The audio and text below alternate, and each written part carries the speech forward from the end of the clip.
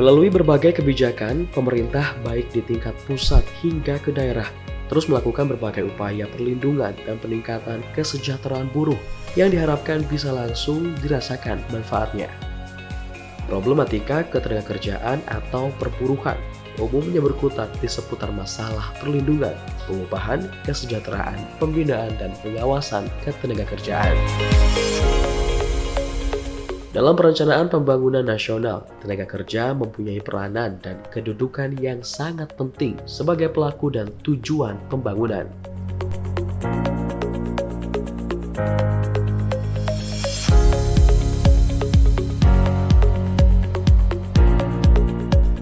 Sesuai dengan pasal 88 Undang-Undang Nomor 13 Tahun 2003 tentang Ketenagakerjaan dijelaskan, setiap pekerja atau buruh berhak memperoleh penghasilan yang memenuhi penghidupan yang layak bagi kemanusiaan.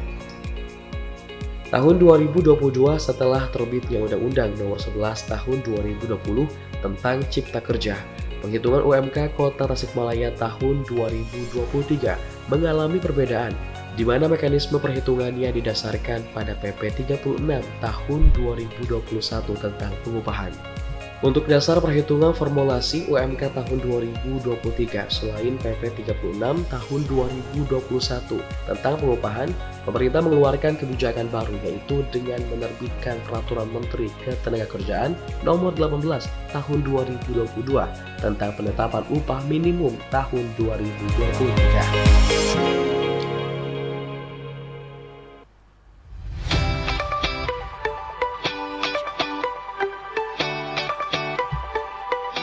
Dengan ditetapkannya SK Gubernur untuk UMK Kabupaten Kota tahun 2023, pengusaha wajib melaksanakan ketentuan tersebut dan pengusaha juga dilarang membayar lebih rendah dari upah minimum.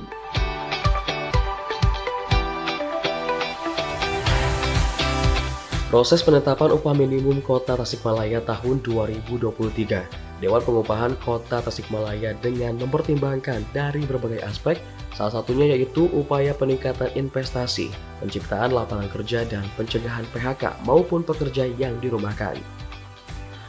Atas dasar pertimbangan tersebut diputuskan bahwa rekomendasi Wali Kota Tasikmalaya usulan ke Gubernur menetapkan untuk UMK Kota Tasikmalaya tahun 2023 menggunakan formulasi perhitungan sesuai Peraturan Menteri Ketenagakerjaan Nomor 18 Tahun 2022 tentang penetapan upah minimum tahun 2023, yaitu ada kenaikan dari UMK tahun 2022 sebesar Rp2.363.389,67, naik Rp169.951,35 menjadi sebesar Rp2.533.341,02 sebulan atau naik 7,19%.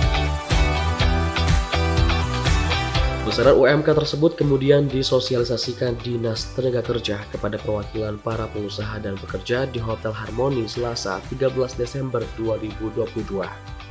Kondisi saat ini melalui berbagai kebijakan pemerintah baik di tingkat pusat maupun di daerah terus melakukan upaya perlindungan dan peningkatan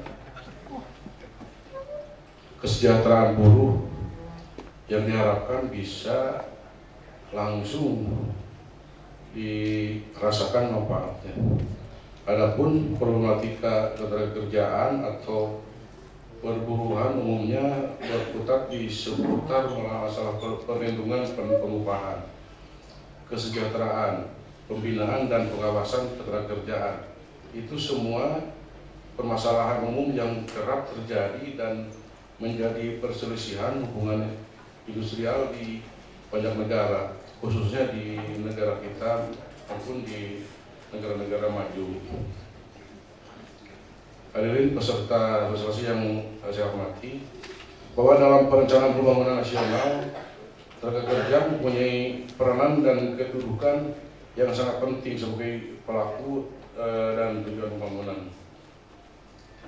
Sesuai dengan pasal 88 Undang-Undang Nomor 13 Tahun 2003 tentang Ketenagakerjaan dijelaskan, setiap pekerja atau buruh berhak memperoleh penghasilan yang memenuhi penghidupan yang layak bagi kemanusiaan untuk mewujudkan penghasilan yang memenuhi kehidupan yang layak bagi kemanusiaan, maka pemerintah menetapkan kebijakan pengupahan yang melindungi pekerja atau buruh. Dalam perburuhan, upah masih tetap menjadi persoalan utama di negara berkembang seperti Indonesia.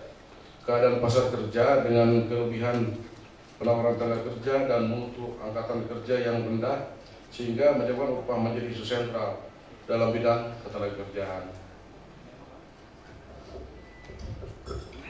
Untuk itu saya harapkan pihak pengusaha dan pekerja mengetahui hak dan kewajibannya agar terjalin hubungan industrial yang harmonis antara pekerja atau buruh dan pengusaha khususnya di Kota Tasikmalaya. Hadirin peserta sosialisasi yang saya hormati, untuk tahun 2021 kebijakan pemerintah dalam menetapkan upah menggunakan regulasi PP 78 tahun 2015 didasarkan pada harga kebutuhan hidup yang layak dengan memperhatikan hasil akumulasi angka inflasi, produktivitas dan perlu pertumbuhan ekonomi. Untuk tahun 2022 setelah terbitnya Undang-Undang Nomor 11 tahun 2020 tentang Cipta Kerja, perhitungan UMK Kota Tasikmalaya tahun 2022 mungkinnya mengalami perbedaan di mana mekanisme perhitungan didasarkan pada PP Nomor 36 tahun 2021 tentang pengupahan. Untuk dasar perhitungan formasi UMK tahun 2023, selain PP 36 tahun 2021 tentang pengupahan, pemerintah mengeluarkan kebijakan baru, yaitu dengan menerbitkan Peraturan Menteri Ketenagakerjaan Nomor 18 tahun 2022 tentang penetapan upah minimum tahun 2023. Pihak Apindo mengaku dari awal pihaknya menolak penggunaan Permenaker, namun karena hal tersebut sudah menjadi produk hukum, mau tidak mau harus diaplikasikan. Teguh berharap pengusaha yang tidak bisa membayar bisa menyelesaikan masalah secara bipartit antara pengusaha dan pekerja agar mencapai win-win solution. Karena kami sudah diperintahkan dari DPR bahwa kami tetap menolak dan kami akan melakukan uji material di MA. Nah, di samping itu kita juga akan melakukan petun. Makanya tadi saya lupa, ini ada siaran pers resmi kita yang akan dibagikan. Atau sudah dibagikan, Ibu Dedeo? Sudah ya, sudah terima. Nanti di sini sudah jelas bahwa kami memakai pengacara hukum dari Denny Indrayana yang mantan Menkumham. Mudah-mudahan dengan doa dari teman-teman pengusaha, upaya kami untuk supaya Permenaker ini dibatalkan bisa berhasil. Walaupun ada satu contoh yang terakhir di tahun kemarin, kita juga melakukan petun di DKI dan kita menang. Kita menang bahwa Gubernur DKI UMP-nya harus dibatalkan.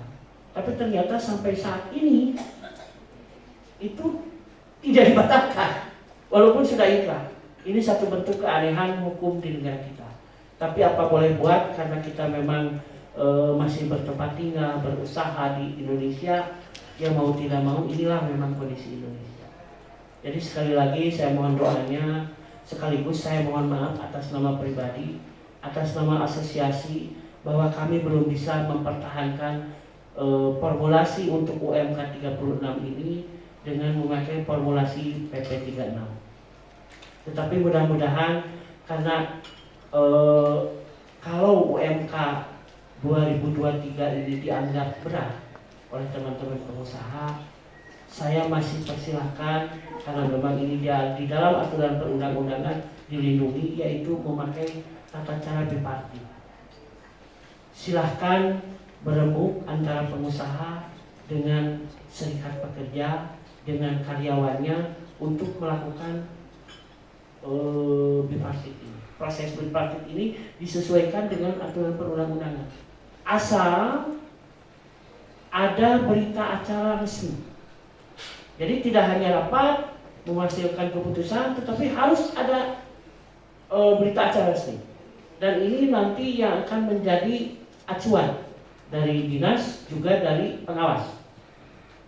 Kalau pengawas dan dinas dan apalagi serikat mungkin janganlah melakukan itu. Yang penting UMK ini dilaksanakan oleh para pengusaha.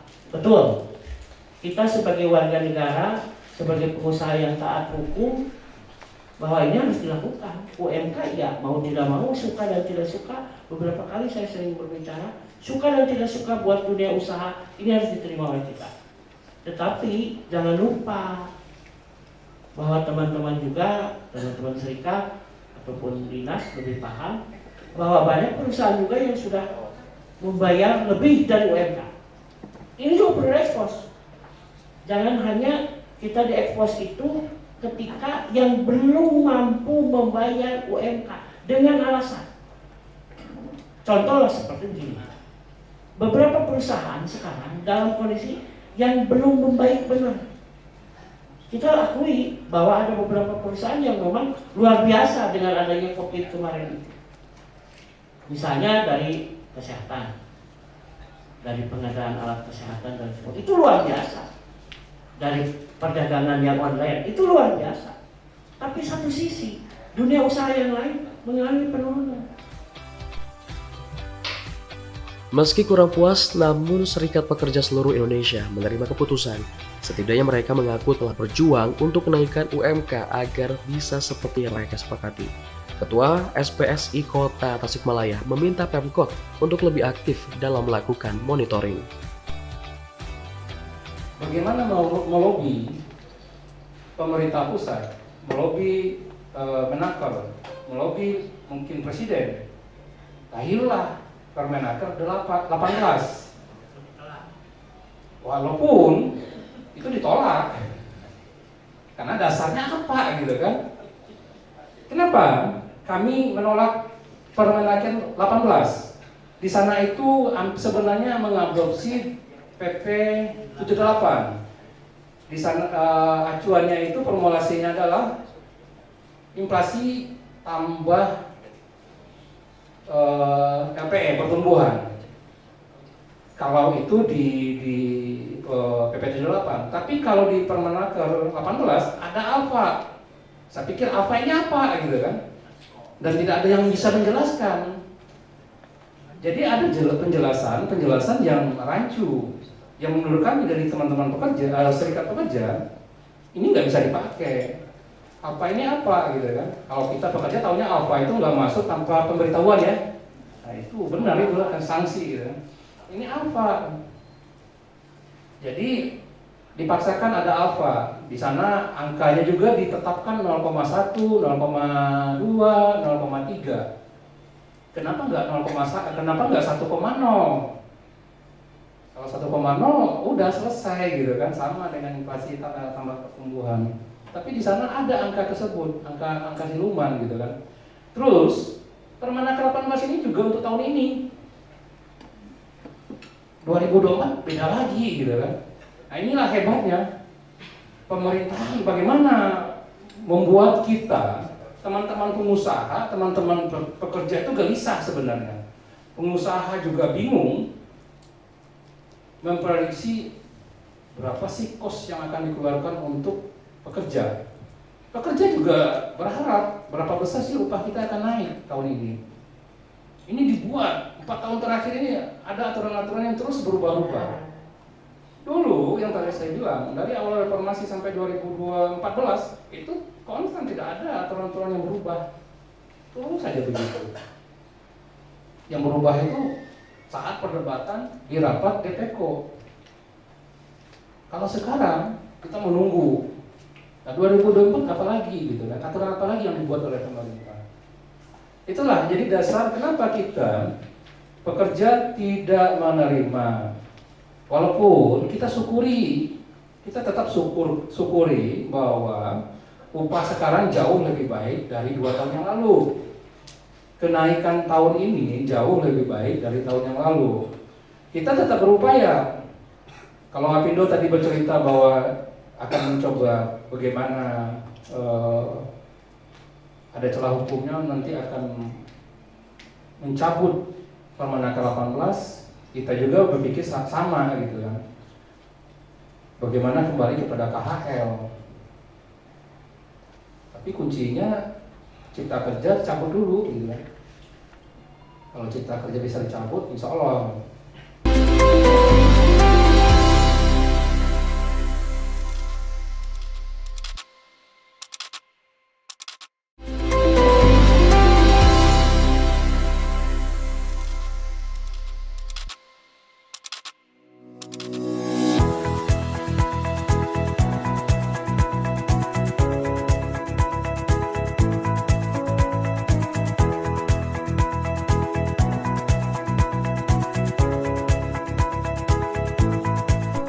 Dengan disepakatinya besaran UMK untuk diaplikasikan di tahun 2023, Dinas Tenaga Kerja Kota Tasikmalaya berharap dengan adanya kenaikan besaran UMK Kota Tasikmalaya 7,19% kepada perusahaan-perusahaan yang ada di wilayah Kota Tasikmalaya yang selama ini belum dapat membayar upah memenuhi UMK secara penuh optimal terhitung 1 Januari 2023 dapat melaksanakan UMK tahun 2023. Pemkot Tasikmalaya berkewajiban untuk terus memantau dan melakukan pembinaan agar perusahaan tersebut melaksanakan sesuai peraturan ketentuan yang berlaku.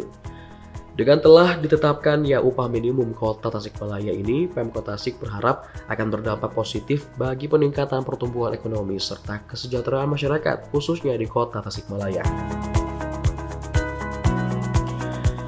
Penetapan upah minimum kota sendiri telah memuat prinsip-prinsip yang harus ditaati oleh pekerja dan pengusaha. Oleh karena itu diharapkan ketentuan UMK Kota Tasikmalaya untuk tahun 2023 yang telah ditetapkan melalui SK Gubernur nomor 561.776/2022 tertanggal 7 Desember 2022 tentang upah minimum kabupaten kota di daerah Provinsi Jawa Barat tahun 2023 dapat dijalankan dengan sebaik-baiknya.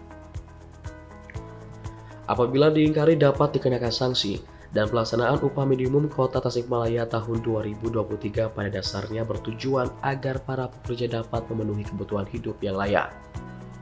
Untuk memenuhi dan membangun hal tersebut memerlukan perhatian dan keseriusan banyak pihak serta diperlukan komitmen bersama yang didukung oleh kebijakan secara komprehensif baik di pemerintah pusat maupun daerah agar arahnya memenuhi sasaran.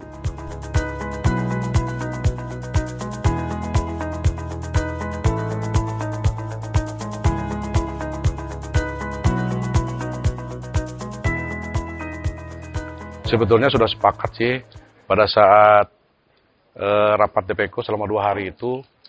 Jadi ada cerita sepakat untuk tidak sepakat. Tetapi ketika UMK sudah ditetapkan itu kita sepakat semua gitu. Realisasinya ke depan akan seperti apa dari aturan sendiri? Ya harus sepakat, harus diikuti, diikuti lah. Ada aturan misalkan untuk yang belum bisa UMK dan sebagainya itu gimana Pak? Sebetulnya ya ada sih aturannya, tapi mungkin kita lihat perusahaannya dulu apakah lagi merugi gitu kan, apakah tidak. Kalau yang itu nggak ada, kalau yang untuk yang sehat, perusahaan yang sehat. Kalau misalkan perusahaan yang sedang ini kan masih ada terdampak pandemi mungkin, Iya. upaya yang harus dilakukan seperti apa? Ya diupayakanlah untuk ikutlah semuanya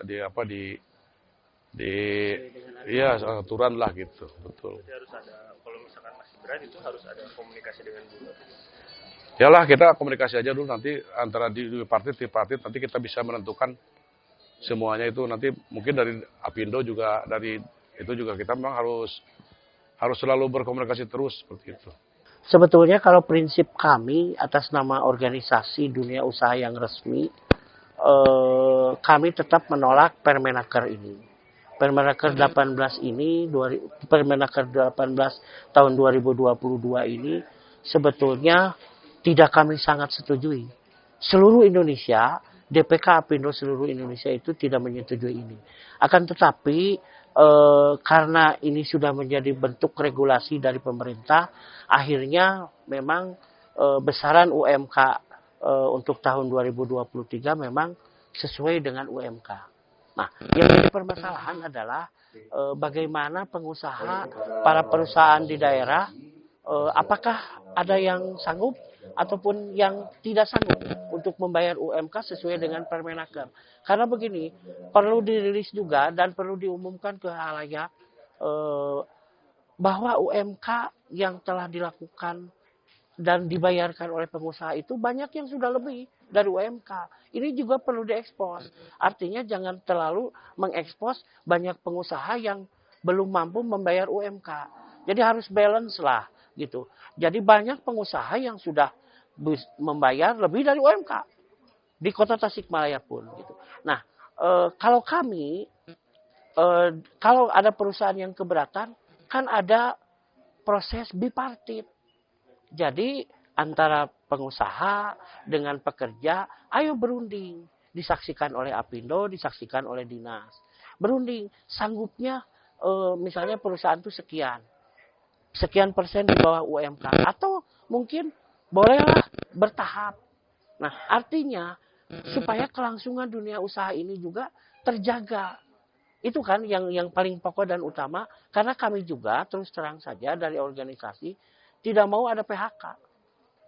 Kalaupun sekarang terjadi PHK, itu karena memang sudah tidak tertahan lagi. Seperti contoh kasus BKL. BKL itu sudah besar-besaran PHK. Tetapi bukan salah satu alasan dari sisi UMK kalau BKL. Karena memang ordernya tidak ada. Begitupun perusahaan-perusahaan yang Jerman dan lain sebagainya. Itu yang Jerman sekarang memang dalam kondisi kolaps. Jadi ya mohon maaf ke teman-teman pekerja. Hal ini juga yang perlu kita pikirkan bersama. Jangan memikirkan, jangan naik UMK, tetapi juga harus dipikirkan bagaimana kalau memang dunia usaha sudah tidak sanggup. Harus dipikirkan juga calon pekerja, calon tenaga kerja. Semakin banyak, Kota Tasik ini banyak. Jadi bagaimanapun juga UMK yang sekarang kita sosialisasikan itu adalah berdasarkan SK Gubernur yang sesuai dengan Permenaker 18 itu. Ya artinya kalau untuk Kota Tasikmalaya itu naik cuma 7,19%. Artinya kalau nominalnya itu sekitar 169.000. Ya kita sudah menduga itu.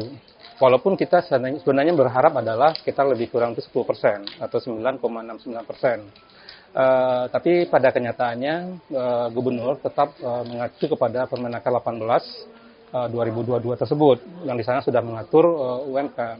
Ya ini bagaimanapun juga kita mungkin tidak puas dengan angka ini, tetapi kita tetap juga harus syukuri kalau dibandingkan dengan PP 36 yang sebelumnya. Jadi kalau PP 36 sebelumnya adalah kenaikan UMK itu cuma rata-rata 2 tahun terakhir itu cuma 2%, sekarang naik 7,19%, ya saya rasa cukup patut disyukuri oleh pekerja. Tinggal sekarang tugas kita bersama adalah bagaimana mengawal ini. Teman-teman pekerja mendapatkan angka yang sesuai. Jadi jangan sampai kita dengar lagi bahwa perusahaan-perusahaan membayar upah di bawah UMK gitu kan. Itu. Dan kita akan mendorong pemerintah daerah bagaimana pemerintah daerah akan memonitor perusahaan-perusahaan upah ini benar diterima pekerja sesuai dengan SK Gubernur tersebut. Kalau anggota serikat pekerja sendiri, insya Allah itu cukup terpenuhi hak-haknya. Hak-hak normatifnya hampir semuanya terpenuhi lah kalau anggota. Yang kita agak khawatir itu adalah teman-teman yang masih ragu berserikat atau tidak berani berserikat. Ini mungkin masih kita dengar ya, ada upah di bawah itu. Nah di sini kita perlu peran pemerintah di sini. Di dalamnya bagaimana pemerintah memonitor atau mengawasi berjalan nggak UMK ini di perusahaan. Sebenarnya berserikat itu kan adalah hak normatif yang diberikan oleh pemerintah negara kepada pekerja.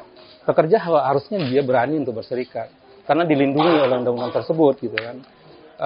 Tapi ya inilah mungkin ya untuk kita pekerja di Kota Tasikmalaya mungkin masih perlu dibangun kesadaran tersebut dan insya Allah ini menjadi tanggung jawab moral kami akan coba membangun itu bagaimana teman-teman pekerja sadar berserikat. Tapi bagi yang belum berserikat kita juga akan tetap membantu, akan mencoba mengadvokasi mereka apabila ada hal-hal yang mereka mendapatkan penyimpangan di dalam gitu.